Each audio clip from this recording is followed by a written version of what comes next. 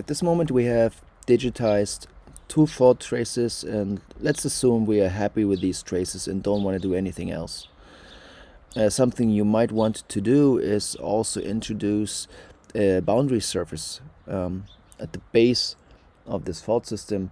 If you have looked at the MCQ-Sim paper, you may realize or may remember that it is possible to use this boundary surface as a means to, for one, apply your stressing or loading rates, essentially how you build up tectonic stresses over time.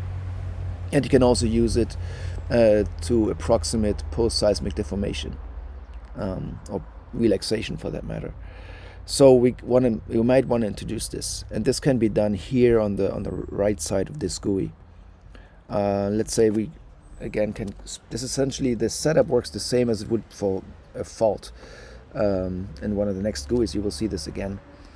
First, we can define a name, and let's say we call this bottom boundary surface.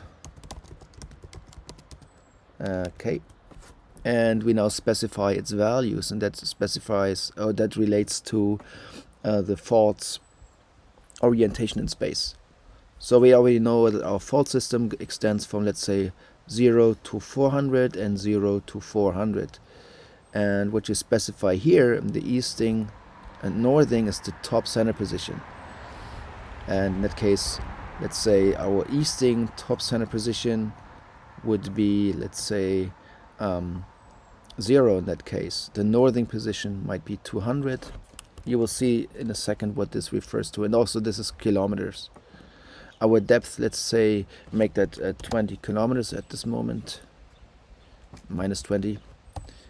And the fault length, this extends from, let's say in this case, north to south. It's 400 kilometers, and the width also 400. We want to use a strike and dip of 0. And the desired length of these triangles that are used for the boundary surface, let's assume they are supposed to be 5 kilometers. Okay, so if we mesh now, we should be able to see our new, this larger boundary fault. This boundary surface right here. You can see it's a bit small, to be honest. Right here we are extending, we are sticking out in a way.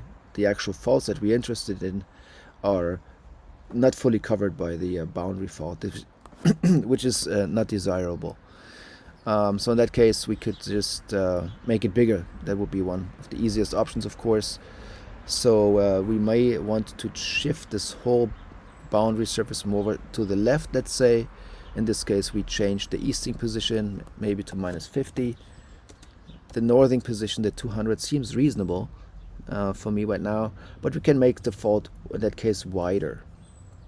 So changing this value, for example, to, let's say, 550. If we now mesh this again, we'll see a bigger boundary fault surface.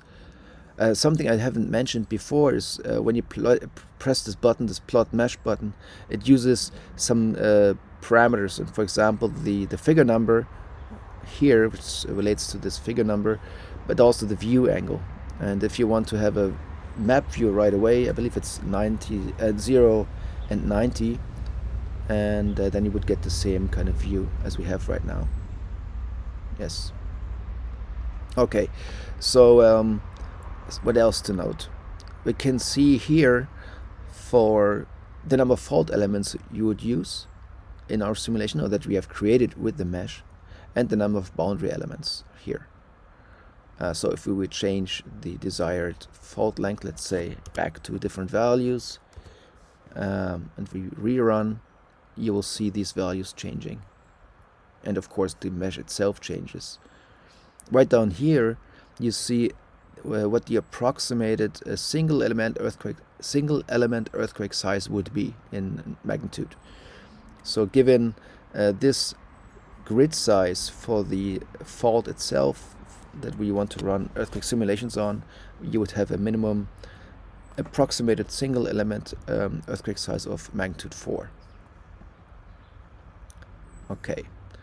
I think this is all I want to mention at this moment about this GUI.